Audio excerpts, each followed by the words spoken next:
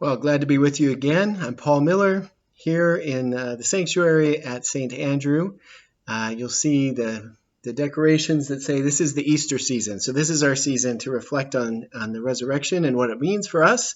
And I'm taking the opportunity to reflect on what are often called the resurrection appearances of Jesus. Those stories, and we always get the hint there are several more that we don't have written down, but several that are written of Jesus visiting individuals, groups of people, being with them, sometimes for a longer period of time, sometimes pretty briefly, but these encounters that people had with Jesus. And I've done some informal polling and found that there are probably three of those stories that stand out as favorites for people. So I'll make sure to offer devotions at least on those three and probably a few more. But one of those I want to spend some time with now, and that's the story of Mary Magdalene, who is mentioned in all the Gospels as one of the women who went to the tomb on Easter morning, but gets a little fuller story in John chapter 20. Each Gospel tells a little differently. John 20 kind of elongates the story a little bit, so we get to kind of feel the different stages in this journey. In some of the others, like they showed up, the stone was rolled away, the body was gone, the angels told them he's risen.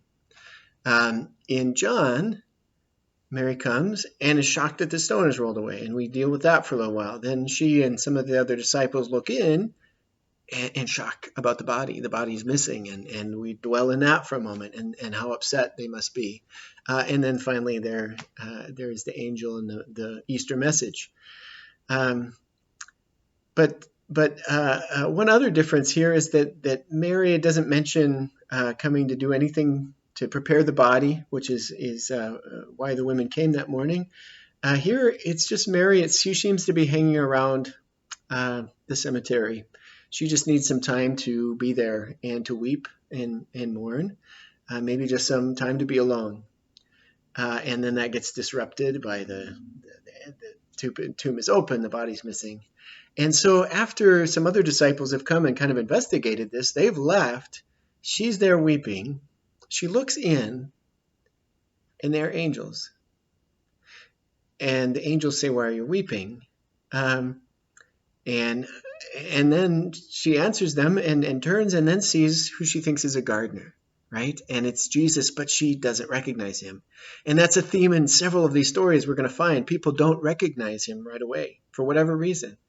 And so she asks him, he's missing. Where have you taken him? And he says, Mary. And she hears her name in his voice and cries out Rabboni, which means teacher. She recognizes him.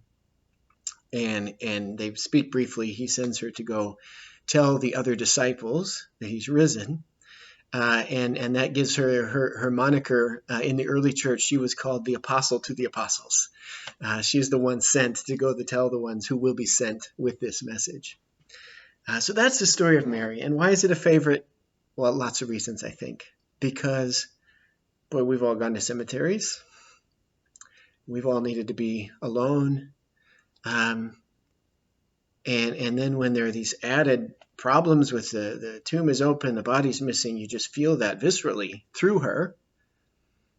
And then you get to this encounter with Jesus. Doing the Bible study with a group on this, I just paused here and looked at the folks there and said, I see a whole bunch of people who could preach a sermon on this text. And that sermon would be called, "The Time Jesus Was Already With Me, but I Couldn't See Him Through the Tears." It's an experience every Christian has had on some level, I think, or probably will. We've been there. We get that. But here he speaks her name, and that's what it takes for Mary, and she is ready to believe. And it immediately, if you've been reading all the way through John, for instance, your mind might jump back to John 10, where Jesus says, "I am the good shepherd," and he says, "I know my sheep, and they know my voice," right? And here he knows her. She knows his voice. she's one of his sheep, and here he is to be her good shepherd. So a moving story, a story of how the risen Christ encounters us in grief, and one of several stories that has that such an important theme.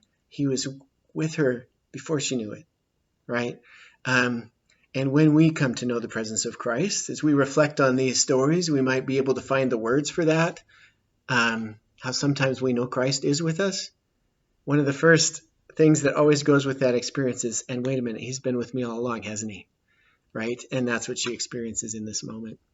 So much we could say about Mary Magdalene, the apostle to the apostles. Such a sympathetic character in the story, helps us find our place in it. So you can just reflect today about, give thanks for Mary and her testimony, and also think about those things you have in common, and perhaps begin to find your own words of how you can witness to the presence of the risen Christ in this world and in your life. Thanks. You take care.